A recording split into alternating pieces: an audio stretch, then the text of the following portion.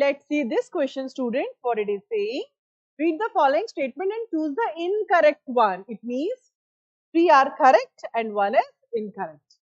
Heart is auto-excitable and its function can be moderated by neural and hormonal mechanism. बिल्कुल सही बात है. Human heart is myogenic, means impulse जो develop होते हैं वो नोड से होते हैं, नोडल मस्कुलेचर से होते हैं, जैसे ऐसे node used to call it pacemaker. लेकिन उनको रेगुलेट करने का काम कौन करता है? Nervous system and hormonal mechanism. Nervous system कैसे करेगा?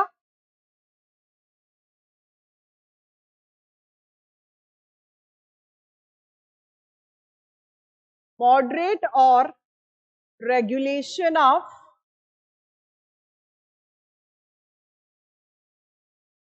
हार्ट, और you can say cardiac cycle. हमेशा याद रखिए, न्यूरल सिस्टम, अगर हम न्यूरल सिस्टम की बात कर रहे हैं ना बच्चों, तो इसको कंट्रोल करेगा medulla oblongata through autonomic nervous system, ANS, no doubt. और उसके अलावा अगर हार्मोनल की हम बात कर रहे हैं, तो हार्मोनल में एनसीईआरटी में क्या दे रखा है? हार्मोनल में दे रखा है एड्रिनल मेड्यूला. एड्रिनल मेड्यूला से कौन से हार्मोन सिक्रीट होते हैं बच्चों?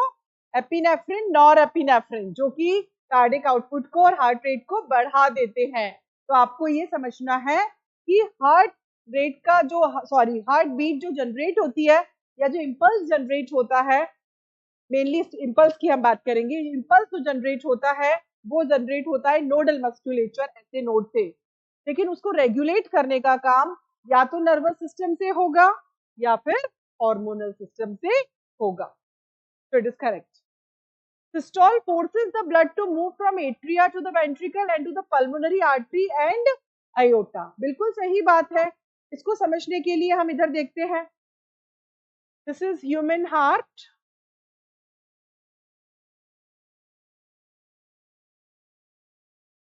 इस तरह जब राइट एट्रियम और लेफ्ट एट्रियम के अंदर, अगर इन दोनों में जब कॉन्ट्रैक्शन होगा, तो ब्लड जो है वो right ventricle and left ventricle में आएगा रिस्पेक्टिवली. तो बिल्कुल सही है. अच्छा, अब जब इन दोनों वेंट्रिकल्स में कॉन्ट्रैक्शन होगा, तो फिर यहां से ब्लड जाएगा पल्मोनरी आर्टरी में और यहां से ब्लड जाएगा आयोटा में. तो इसका मतलब ये है, जब एट्रियल सिस्टोल होता है तो ब्लड वेंट्रिकल्स में आता है, और जब वेंट्रिकुलर सिस्टोल होता है तो ब्लड जाता है राइट वेंट्रिकल से pulmonary artery and left ventricle से आयोटा. तो ये बिल्कुल सही स्टेटमेंट है, no doubt. All vertebrates and few invertebrates. Few invertebrates means जैसे cephalopods, octopus, they have closed circulatory system. Closed circulatory system means vertebrates के अंदर कौन आएगा? Vertebrates में fishes, amphibians, reptiles, birds and mammals. Got it or not? 3 classes of vertebrates. Circulatory system इनमें और कुछ invertebrates में closed होता है. Closed मतलब जो blood है वो flow करता है blood vessels में.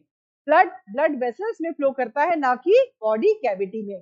अब invertebrates में कुछ exception है, जैसे octopus, उसके अंदर भी closed circulatory system होता है.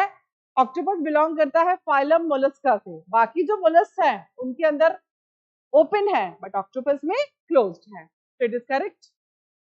Lymph is almost similar to blood except for the formed elements. No, lymph के पास formed elements तो होते ही नहीं है. RBCs नहीं होते, प्लेटलेट्स नहीं होते, लेकिन प्लाज्मा प्रोटीन भी तो नहीं होते. Always remember, lymph is blood. Blood में से क्या क्या माइनस करना है बच्चों? ब्लड में से माइनस करो तुम प्लाज्मा प्रोटीन को, माइनस करो आरबीसीज को भी माइनस कर दो, माइनस लगाएंगे इधर, और उसके अलावा प्लेटलेट्स को भी माइनस. इन सबको अगर आप माइनस कर दोगे तो बन जाएगा क्या? लिम्फ. इसमें तो बोल रहे हैं कि एलिमेंट्स होते हैं, एलिमेंट्स नहीं होते हैं, बाकी सब कुछ होता है. प्लाज्मा प्रोटीन भी तो नहीं होता.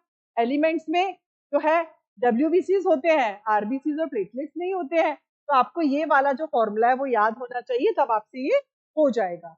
इसका मतलब ये है कि करेक्ट क्या है, फर्स्ट करेक्ट है, बी भी करेक्ट है, सी भी करेक्ट है। तो इनकरेक्ट पूछा है, D is incorrect, we need to tick this. और ये डायग्राम से और एक्सप्लेनेशन से आपको समझ में आ गया होगा।